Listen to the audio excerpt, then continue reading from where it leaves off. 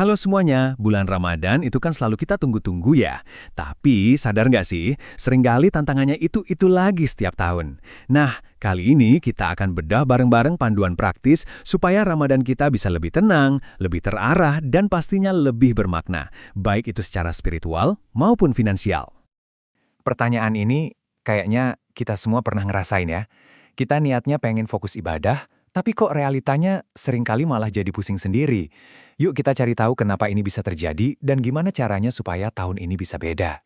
Kalau kamu merasakan hal-hal ini, tenang, kamu nggak sendirian kok. Ini tuh pengalaman yang umum banget, tapi jarang kita omongin. Pengeluaran yang tiba-tiba membengkak, jadwal yang jadi super kacau, dan energi yang rasanya cepat banget habis. Seolah-olah ini jadi paket wajib Ramadan di zaman sekarang. Terus masalahnya di mana dong? Nah, seringnya nih, kita salah kaprah. Kita nyalahin bulannya, bulan Ramadannya. Padahal sumber stresnya itu deket banget loh. Kuncinya itu bukan di bulannya, tapi di kebiasaan kita sendiri. Nah, ini dia nih intinya. Ramadan itu nggak menciptakan masalah baru. Dia itu ibarat cermin raksasa yang memperjelas kebiasaan kita yang sudah ada. Kalau di luar Ramadan kita memang boros, ya di bulan ini kebiasaan itu bakal kelihatan makin jelas. Dan disinilah sebetulnya inti dari puasa itu sendiri. Puasa itu melatih kita untuk berhenti sejenak, untuk menciptakan sebuah jeda. Dari jeda inilah kesadaran itu lahir. Kesadaran buat mengendalikan diri, bukan cuma dari lapar dan haus, tapi juga dari keinginan-keinginan impulsif lainnya. Nah, ini dia pola pikir yang perlu kita tanamkan. Cukup. Cukup itu bukan berarti kekurangan atau pelit ya. Cukup itu artinya merasa tenang, damai, dan bersyukur dengan apa yang kita punya. Justru dari rasa cukup inilah keberkahan yang sesungguhnya datang. Oke, sekarang kita masuk ke bagian yang lebih praktis ya. Kita bakal bahas soal rencana keuangan yang tujuannya bukan buat membatasi atau nyiksa diri, tapi justru sebaliknya, untuk memberikan kita kendali penuh atas keuangan kita selama bulan Ramadan. Metafora ini bagus banget deh. Coba bayangin, anggaran kita itu kayak sebuah ember air. Kalau ada lubang gede, pasti langsung kelihatan kan? Tapi yang sering bikin ember itu kosong justru tetesan-tetesan kecil yang nggak kita sadari. Beli takjil yang berlebihan, belanja online karena ada promo, atau jajan-jajan kecil yang diulang terus-terusan. Jadi, gimana cara nambal tetesan-tetesan tadi? Gampang banget kok, cuma butuh 3 langkah. Pertama, bagi-bagi pengeluaran kamu ke dalam kategori. Kedua, tentukan batas yang wajar untuk tiap kategori. Dan yang ketiga, catat pengeluaran harian kamu. Sesimpel mungkin aja, bisa di notes HP. Nah, ini contoh konkretnya biar lebih kebayang. Kamu bisa bagi jadi 4 pos utama kayak gini.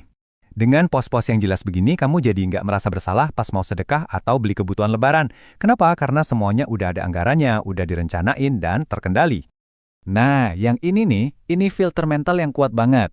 Setiap kali mau beli sesuatu, coba deh berhenti sejenak dan tanya ke diri sendiri. Ini tuh ingin atau butuh? Keinginan itu biasanya didorong emosi, lapar mata, atau ikut-ikutan teman. Kalau kebutuhan, itu didorong sama logika dan emang udah direncanain. Bisa bedain dua ini aja, udah jadi kunci. Oke, jadi gimana cara praktisnya buat ngatasin si keinginan ini? Coba deh pakai aturan simple ini. Kalau ada barang yang bukan kebutuhan pokok tapi pengen banget dibeli, jangan langsung check out. Tunggu dulu. Kasih diri kamu jeda waktu. Betul, 24 jam. Tunda dulu pembeliannya selama 24 jam penuh. Kamu bakal kaget deh. Sering banget, setelah sehari lewat, rasa pengen yang menggebu-gebu itu udah reda, atau bahkan hilang sama sekali. Nah ini dia cara puasa melatih otot kendali diri kita, bahkan di urusan belanja. Oke, kita lanjut ya.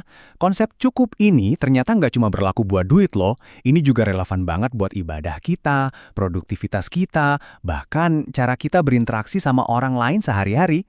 Ini poin yang penting banget. Ramadan itu kan maraton, bukan lari sprint. Jadi tujuannya itu bukan gaspol di awal, terus di akhir malah kehabisan bensin. Yang kita cari itu konsistensi, sebuah ritme ibadah yang nyaman dan bisa kita jaga dari hari pertama sampai hari terakhir. Dan slide ini nunjukin dengan jelas ya, ibadah itu bukan cuma soal ritual formal aja. Ibadah itu juga tercermin dalam karakter kita. Gimana kita jaga emosi, gimana kita ngomong sama orang lain, jujur dalam pekerjaan, nepatin janji. Itu semua adalah bentuk ibadah yang nilainya besar banget di bulan Ramadan. Oke, pola pikirnya udah dapet, strateginya udah ada. Sekarang, bagian paling pentingnya nih, mengubah semua ini menjadi tindakan nyata. Yuk kita bergerak dari yang tadinya cuma tahu, jadi melakukan.